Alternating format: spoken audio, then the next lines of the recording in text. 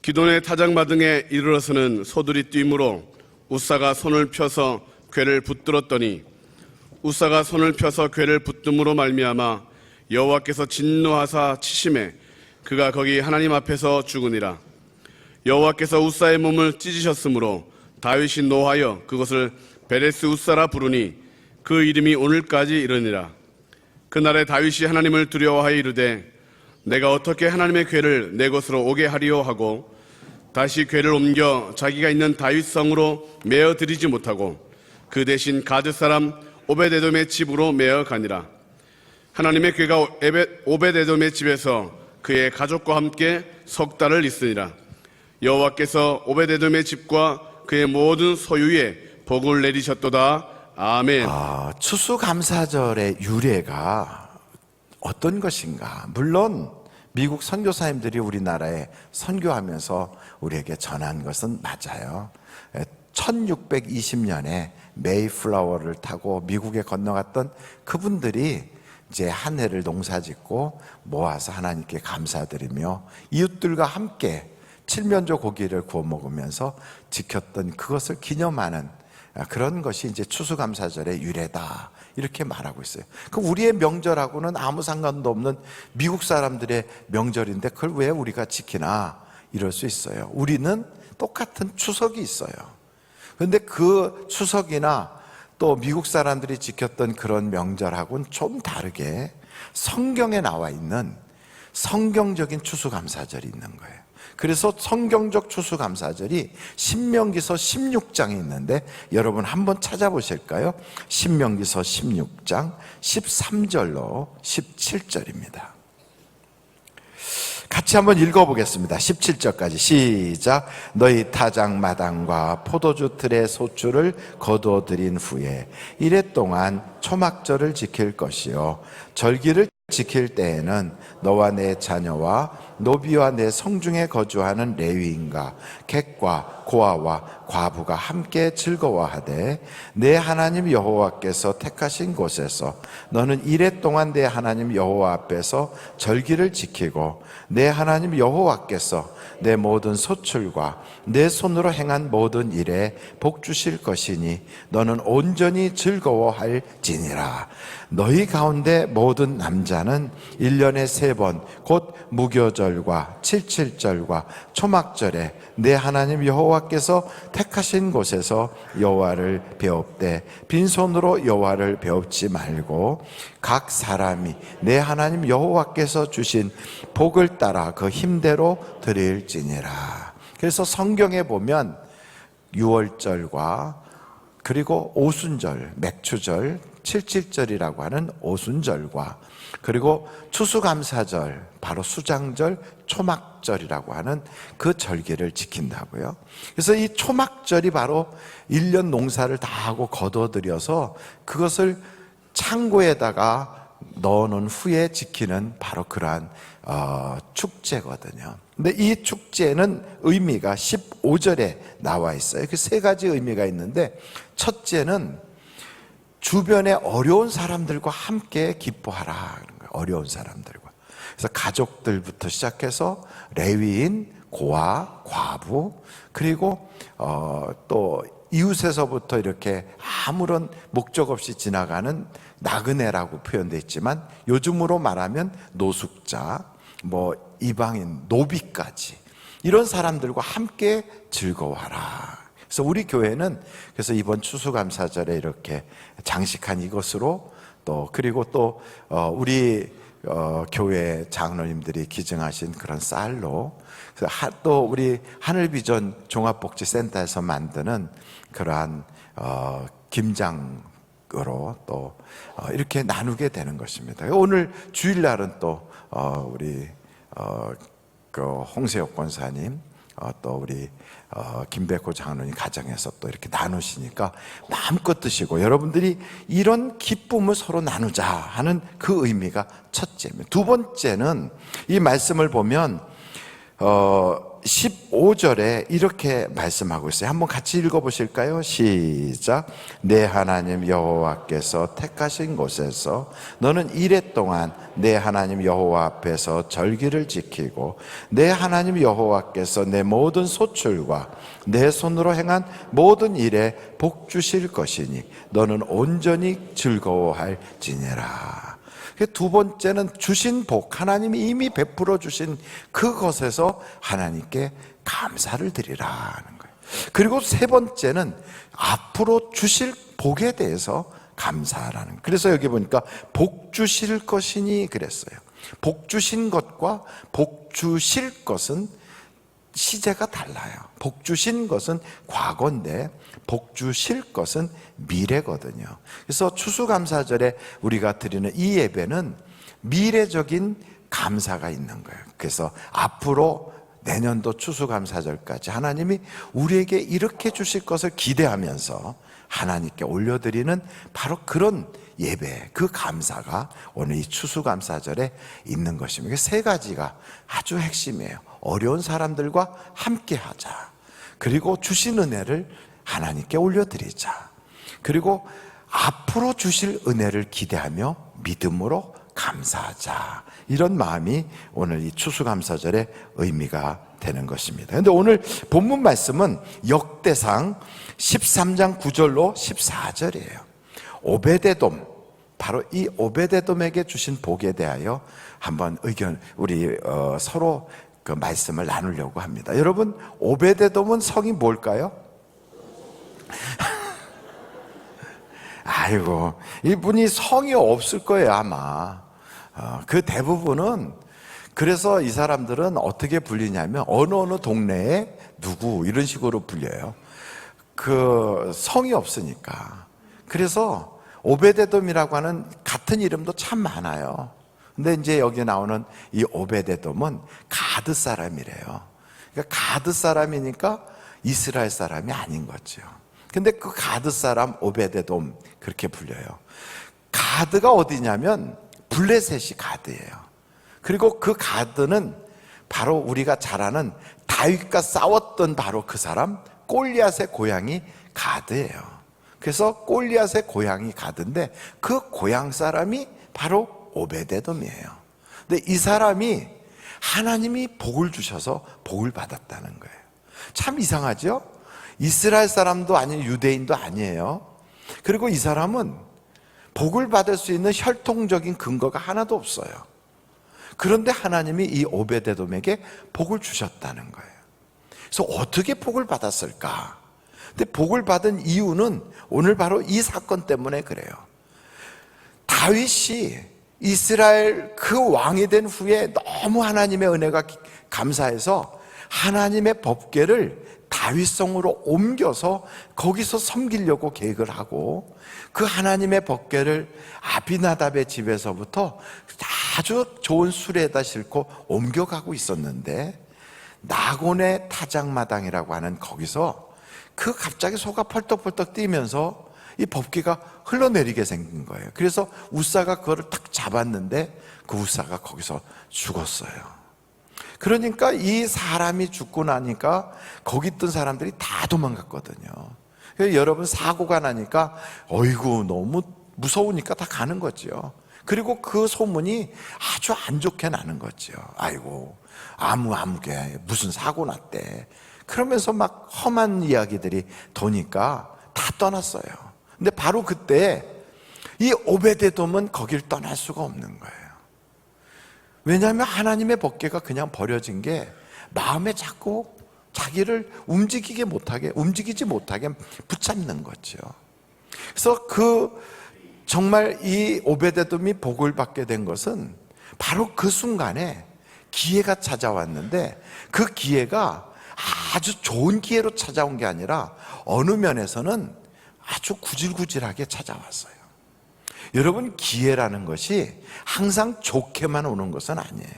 기회가 안 좋은 그런 상태에서도 기회가 될 수 있고 어떤 때는 내게 참 부담이 되는데 그게 기회가 될 수도 있고 손해가 됐는데 그게 기회가 될 수도 있어요. 그러니까 이 가만히 오베데돔이라고 하는 사람의 그 삶을 딱 보면 오죽하면 여기까지 그 사람이 자기 고향을 떠나서 왔겠습니까? 지금이야 고향 떠나서 돈 벌려고 서울로 올라오기도 하고 어디 공단으로 들어가기도 하고 해외로 이주하기도 하고 그래요. 왜냐하면 그만큼 사람들의 유통이 굉장히 활발해졌거든요. 근데 옛날은 안 그랬거든요. 옛날에 고향을 떠난다는 건 그건 그 지역에서 살 수가 없어서 떠나는 거예요. 죽지 못해 떠나는 거예요. 그러니까 이 오베데돔이라는 사람은 자기 동네에선 도저히 살 길이 막막해서 떠난 사람이에요. 떠나서 가서 여기 동네에서 살아보려고 했더니 거기서 법궤가, 하나님의 법궤가 버려진 것을 본 거예요. 그리고 그 사고의 현장에 그가 있게 된 거예요. 이게 모든 게 보니까 나는 왜 자꾸만 이런 일이 생기나? 이런 생각이 들 수도 있었을 거예요. 그런데 오베데돔은 거기서 그 기회를 딱 붙잡은 거예요. 여러분, 사람들에게 기회는 이렇게 찾아올 때 그게 깨어있지 못하면 그게 기회인 줄 모르거든요. 예수님이 여리고성으로 싹, 그게 자기의 인생과 운명을 확 바꿀 수 있는 너무나도 놀라운 기회인데 깨어있지 못하면 모르는 거예요. 근데 바디메오라고 하는 이 거지는, 앞도 못 보는 이 거지는 바로 그 순간에 이게 기회라는 걸 아는 거죠. 내가 지금 예수를 만나지 않으면 안 된다. 그래갖고 소리를 지르는 거예요. 다윗의 자손 예수여, 나를 불쌍히 여겨달라고. 거기가 막 소란스럽고 사람들이 막 붐비고, 그리고 동네 사람들이 자기를 별로 좋아하지도 않는데도 꼭 나가보고 싶어서 갔더니 벌써 사람들이 꽉 차서 보이지도 않아. 그리고 자기는 키도 작아요. 이제 그런 상태가 되어 있던 그 동네의 세무서 소장, 요즘으로 말하면 그게 관리고 명예가 있고 참 좋은 자리니까 사람들이 부러워하지만, 그 옛날은 그 유대인들한테 세무서 소장 자리는 우리로 말하면 그 아주 일본 고등계 형사 같이 사람들이 싫어해요. 왜냐하면 친일파 중에 최고 악질 친일파, 그 사람들로 말하면 친로마 정책을 주장하고 있는 식민통치의 악질 착취자, 이렇게 보고 있는 그런 사람이 바로 세무서 소장이거든요. 그러니까 그 삭개오가 나오니까 사람들이 다 꼴 보기 싫다고 길도 안 내주고 막 앞을 꼭 조여가지고 삭개오가 삐집고 들어갈 수도 없어요. 이렇게 힘든 상태에서 포기하고 갈 만한데 삭개오는 그 기회를 붙잡은 거예요. 나무에 기어 올라갔다는 거예요. 여러분, 교회에 딱 갔는데 사람들이 나를 반기지도 않고, 그리고 마침 교회 갔는데 내가 별로 좋아하지도 않는 사람을 딱 만나게 되고, 그 교회 갔는데 영 분위기도 이상하고 마음이 찝찝하고 안 좋아. 근데 그 순간에 그래도 내가 사람 만나러 온 게 아니지, 하나님 만나러 왔지, 나 예수님 만나야 되지, 이래가지고 뽕나무라도 올라가고 싶은 마음으로 막 올라가서 기회를 잡으려고 하면 그때 하나님이 자기를 만나주신다는 거예요. 그래서 여러분, 기회는 붙잡아야 돼요. 한번 손을 딱 가지고 기회는 붙잡자. 시작. 기회는 붙잡자. 그러니까 그 기회가요, 좋게 멋있게 백마를 타고 오는 그러한 멋있는 그러한 왕자님 같이 오질 않아요. 아주 그거 좀 안 좋게 오거든. 우리나라 전래 동화에도 두꺼비가 부엌에서 일하고 있는 그 조그만 계집아이 앞으로 비 오는 날 쑥 들어왔는데 보니까 흉측하게 생겼다고 그러잖아요. 그런데 그거한테 그래도 먹을 거를 너도 먹어라 그리고 자꾸 줬더니 나중에 팔자 고치는데 그 두꺼비가 한 역할 했다고. 그 혹시 여러분 그 전래동화 읽어보셨나요? 안 읽어보셨어요? 나중에 지네밥이 되기 직전에 두꺼비가 지네하고 싸워서 자기를 지켜줬던 그런 전래동화가 있다고요. 그건 똑같이 여러분 우리에게도 그렇게 찾아와요. 오베데돔이라고 하는 사람에게도 마찬가지로 행복한 모습으로 그 기회가 오지는 않았어요. 그러나 그 기회를 딱 잡았다는 거예요. 성경에 보면 사람을 그렇게 해준다는 것도 쉬운 게 아니거든요. 여러분, 남들이 아이고 저거 못 쓸 사람이야 하고 버린 사람을 자기가 맡아서 돌봐준다는 거, 이게 쉬운 게 아니에요. 참는 것 중에 제일 힘든 게 사람 참는 거래잖아요. 근데 성경에 보니까 바나바라고 하는 사람이 마가 요한에 대하여 그가 그걸 맡아요. 사도 바울이 마가는 데려가지 말자 이러고 그 일로 막 싸웠대거든요. 그러니까 사도 바울과 바나바가 원래는 친했던 사람인데 그렇게 심하게 싸울 수가 없는데 왜 싸웠느냐 그랬더니 이 마가 요한 때문에 싸웠대요. 그렇게 싸운 그 대상이 마가 요한인데 그 마가 요한을 아무도 거들떠도 안 보는 걸 바나바가 그를 맡았거든요. 그러니까 이게 여러분 집안에서도 아이고 그냥 우리 시어머니 그냥 이 집으로 가라 저 집으로 가라 그래갖고 막 동서간에 서로 밀쳐가지고 길바닥에서 죽게 생겼어. 이렇게 밀어내고 막 그럴 때 여러분 그거 부담이잖아요. 그런데 성경에 보니까 내 부모를 공경하라 그리하면 땅에서 잘 되고 그리고 하나님께서 너를 이 땅에 오래 살게 해줄 것이다 이렇게 약속을 해주셨어요. 봐요, 아멘을 안 하잖아요. 여러분 이 땅에서 잘 되고 그리고 장수할 수 있는 보약이 그게 뭐냐? 이 땅에서 잘 되고 장수할 수 있는 한 첩만 딱 드시면 두 가지가 한꺼번에 싹 해결되는 게 뭐냐? 부모에게 잘하는 거예요. 그 부모에게 잘하면 이 땅에서도 장수하고 그리고 잘 돼요. 이걸 하나님이 우리에게 주시는데 그게 부담이거든. 그러니까 누구도 그 나이 드신 부모님 안 모시려고 돈이라도 많으면 유산이라도 받으려고 서로 알랑알랑 하겠지만 그것도 아니면 막 서로 밀쳐내. 왜냐하면 그분 가진 게 없으니까. 그런데 하나님이 가지고 계시거든요. 그러니까 하나님이 주신 데거든요. 근데 이걸 못 보는 거예요, 사람들은. 그래서 기회는 그렇게 좀 구질구질하게 올 때 여러분 밀치지 말고 붙잡기를 간절히 바랍니다. 두 번째, 우리는 생각할 때 하나님이 주시는 복은 목사라든지 뭐 장로님이라든지 뭐 특별한 사람에게만 주시지 우리 같은 사람에 안 주실 거야 이런 생각 버려야 돼요. 하나님은 인간 차별하지 않으세요. 오베데돔은 블레셋 사람인데 인종 차별하지 않았어요. 블레셋 사람인데도 불구하고 그 사람에게 나중에는 제사장의 직분도 주고 그 사람에게 하나님의 복을 3개월 만에 주셨대요. 그 후손도 복을 주셨어. 그걸 보면 하나님은요 주를 위하여 그렇게 기회를 딱 잡고, 이게 봉사라는 것도 쉬운 게 아니거든. 여기에 이렇게 해놓는다는 거 이거 쉬운 게 아니거든요.